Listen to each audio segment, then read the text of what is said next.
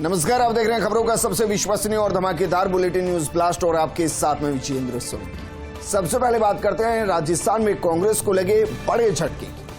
कांग्रेस के कई कद्दावर नेता जो अभी तक कांग्रेस की पहचान हुआ करते थे, जिनकी वजह से कांग्रेस की पहचान हुआ करते थे, वो अब बीजेपी की पहचान हो गए हैं, वो बीजेपी में शामिल हो गए। इनमें नाम है पूर्व मंत्री लालचंद कटारिया का। हालांकि इनका नाम विधानसभा चुनाव के दौरान से चल रहा है, लेकिन आज आधिकारिक तौर पर उन्होंने बीजेपी ज्वाइन कर ली। इसके अलावा राजेंद्र यादव हैं, रिचपाल मिर्धा, खिलाड़ी लाल बैरवा, आलोक बेनीवाल, विजयपाल मिर्धा, रामपाल शर्मा, राम नारायण, अनिल व्यास, ओंकार सिंह चौधरी, गोपाल राम कुकना, अशोक जांगिड़, प्रिया मेघवाल, सुरेश चौधरी, राजेंद्र परसवाल, शैतान सिंह मेराडा, राम नारायण झाझड़ा, जगन्नाथ बुड़क, कर्मवीर चौधरी, कुलदीप ढेबा, बच्चू सिंह चौधरी, रामलाल मीणा, महेश शर्मा, रणजीत सिंह और मधुसूदन शर्मा बीजेपी में शामिल हुए हैं। हालांकि ये फहरिस्त बड़ी लंबी है। मुख्यमंत्री वचनलाल शर्मा, बीजेपी प्रदेश अध्यक्ष सीपी जोशी, भूपेंद्र यादव, राजेंद्र राठौड़ की मौजूदगी में इन सभी ने बीजेपी की सदस्यता ग्रहण की, यानी कि कमल का दामन थाम लिया है हाथ के उन नेताओं ने जो कभी हाथ हुआ करते थे।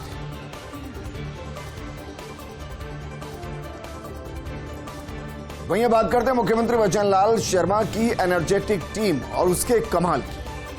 बात सबसे चुनौतीपूर्ण ऊर्जा सेक्टर के एमओयू और पीपीए से जुड़ी है।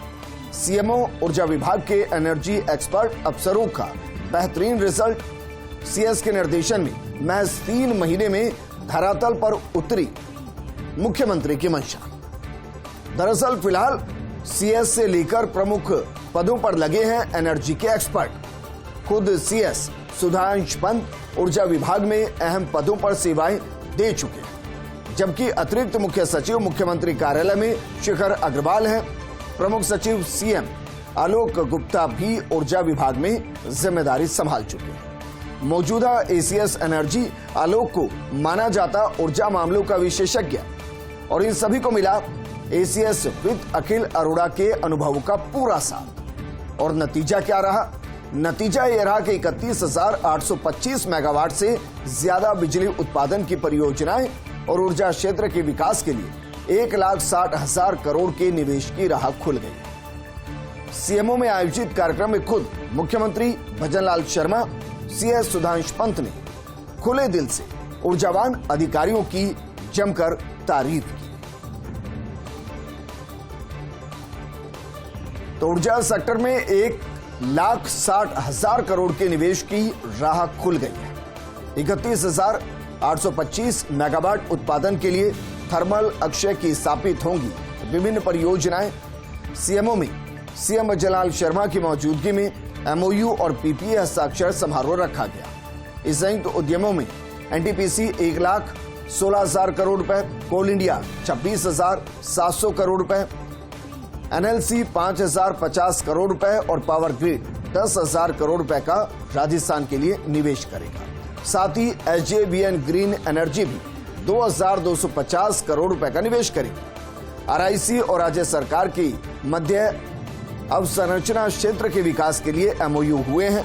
उप मुख्यमंत्री दिया कुमारी, ऊर्जा राज्य मंत्री हीरालाल नागर, सीएस सुधांश पंत, कोयला सचिव अमृतलाल मीणा, ऊर्जा मंत्रालय के अधिकारी इस दौरान मौजूद रहे। वहीं केंद्रीय ऊर्जा मंत्री आरके सिंह वर्चुअली कार्यक्रम से जुड़े। सिंह ने कहा कि आज का एमओयू राजस्थान का दूरदर्शी कदम है। भजनलाल सरकार ने काम संभालते ही ऊर्जा क्षेत्र में अहम कदम उठाए। तो ऊर्जा सेक्टर में 1,60,000 करोड़ के निवेश की राह खुल गई है। 31,825 मेगावाट उत्पादन के लिए थर्मल अक्षय की स्थापित होंगी विभिन्न परियोजनाएं। और सीएमओ में मुख्यमंत्री वचनलाल शर्मा की मौजूदगी में एमओयू और पीपीए हस्ताक्षर हुए। इस दौरान मुख्यमंत्री वचनलाल शर्मा ने समारोह को संबोधित किया और संबोधित करते हुए कहा कि आज हमारे लिए बेहद खुशी का दिन है। जब हम किसी क्षेत्र के लिए निकलते हैं तो उसका मूल्यांकन करते हैं। जब हमारी सरकार बनी तो विभागों का भी मूल्यांकन किया गया। हमारी सरकार आई तो हमने रिव्यू किया। मन में जज्बा भी था कि राजस्थान हर क्षेत्र में देश का अग्रणीय प्रदेश बनना चाहिए। अग्रणीय प्रदेश बनने के लिए सबसे पहले दो बातों की जरूरत होती है। पहली, प्रदेश में जल की ठीक व्यवस्था हो और दूसरी, बिजली की व्यवस्था ठीक हो। और मुख्यमंत्री जल क्षेत्र में काफी काम कर चुके हैं। फिर चाहे ताजेवाला हेड के लिए राजस्थान के साथ एमओयू हो या फिर ईआरसीपी को लेकर बाकायदा एक एमओयू साइन किया गया हो मध्य प्रदेश के साथ। राजस्थान के छबड़ा पावर प्लांट की बढ़ेगी क्षमता। मुख्यमंत्री वजनलाल शर्मा के प्रयासों का बड़ा असर। 31,825 मेगावाट उत्पादन के लिए थर्मल और अक्षय की स्थापित होंगी विभिन्न परियोजनाएं। मुख्यमंत्री वजनलाल शर्मा की मौजूदगी में सीएमओ के अंदर एमओयू हुआ, पीपीए हस्ताक्षर समारोह हुआ। इस दौरान छबड़ा विद्युत परियोजना में 1600 मेगावाट कोयला आधारित योजना के लिए एनटीपीसी से समझौता हुआ है। 25,000 मेगावाट सौर पवन ऊर्जा के लिए परियोजना के लिए एनटीपीसी ग्रीन एनर्जी लिमिटेड के साथ समझौता हुआ।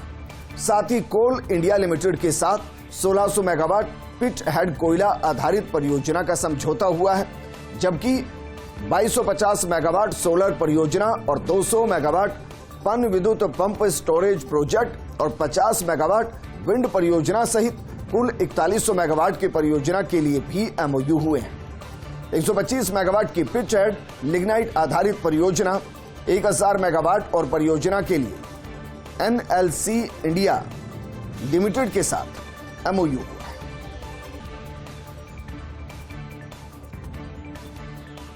झालाना बन रहा मॉडल वाइल्ड लाइफ रिजर्व। ऐसा हम क्यों कह रहे हैं? ऐसा हम इसलिए कह रहे हैं क्योंकि बाकायदा no plastic no glass garbage ये अभियान चलाया गया और ये अब हर रविवार को चलाया जाएगा। ये एक सफाई अभियान है। एसीएफ सुरेंद्र शर्मा की लीडरशिप में झालाना की फिजा बदल रही है। पर्यटक वाहनों की भी नियमित जांच की परंपरा शुरू की गई है, क्योंकि कुछ इस तरीके की खबरें आती हैं कि पर्यटक अपने साथ शराब, बियर, प्लास्टिक पाउच, गुटखा, बीड़ी, सिगरेट अंदर ले जाते हैं। उसको अब रोकने की जरूरत और इसके लिए एक सघन जांच शुरू हुई। लेपर्ड रिजर्व के रूट एंट्री गेट्स पर पर्यटक वाहनों की नियमित जांच होगी। वहीं कालका माता मंदिर जाने वाले श्रद्धालुओं पर भी निगरानी रखी जाएगी, ताकि वन्य जीवों को प्लास्टिक ग्लास गार्बेज से सुरक्षित रखा जा सके और संरक्षित भी रखा जा सके। आज भी सफाई अभियान के दौरान 100 किलो से ज्यादा प्लास्टिक और कांच का कचरा एकत्रित किया गया। नाका प्रभारी वनपाल कृष्ण कुमार मीणा भी अहम भूमिका निभा रहे हैं। नियमित गश्त, वाटर पॉइंट, केआर और कैमरा ट्रैप की भी नियमित मॉनिटरिंग की जा रही है। वहीं हारे का सहारा बाबा श्याम का लक्की मेला कल से शुरू होगा। लखतादार खाटू नरेश श्याम बाबा का मेला 11 से 21 मार्च तक बाबा के जयकारों से गुंजमान रहेगी खाटू नगरी। 12 मार्च को तिलक श्रृंगार के चलते होगी बाबा श्याम की विशेष पूजा अर्चना। 11 मार्च रात्रि 10 बजे से 12 मार्च शाम 6 बजे तक रहेंगे बाबा श्याम मंदिर के पट। 12 मार्च को तिलक श्रृंगार के बाद शाम 6 बजे खुलेंगे बाबा श्याम मंदिर के पट और मंदिर कमेटी ने श्रद्धालुओं से पट खुलने के बाद खाटू धाम पहुंचने की अपील की। जिला कलेक्टर और एसपी ने संभाला मेला व्यवस्थाओं को लेकर मोर्चा। श्याम भक्तों की सुविधा और सुरक्षा को लेकर व्यापक स्तर पर व्यवस्था की जा रही है।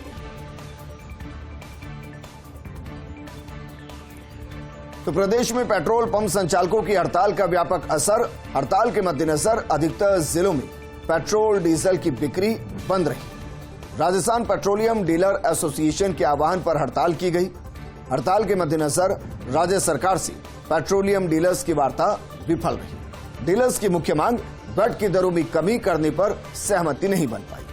आज सुबह 6 बजे से प्रदेश के पेट्रोल पंपों पर हड़ताल शुरू हो चुकी है। सभी पेट्रोल पंपों की हड़ताल 12 मार्च सुबह 6 बजे तक जारी रहेगी। हालांकि कई जिलों के पेट्रोल पंप संचालक हड़ताल में शामिल नहीं हुए। मसलन जोधपुर, कोटा, टोंक, भीलवाड़ा, अजमेर, जैसलमेर, अलवर, उदयपुर, बाड़मेर समेत 15 जिलों में कई पेट्रोल पंप खुले।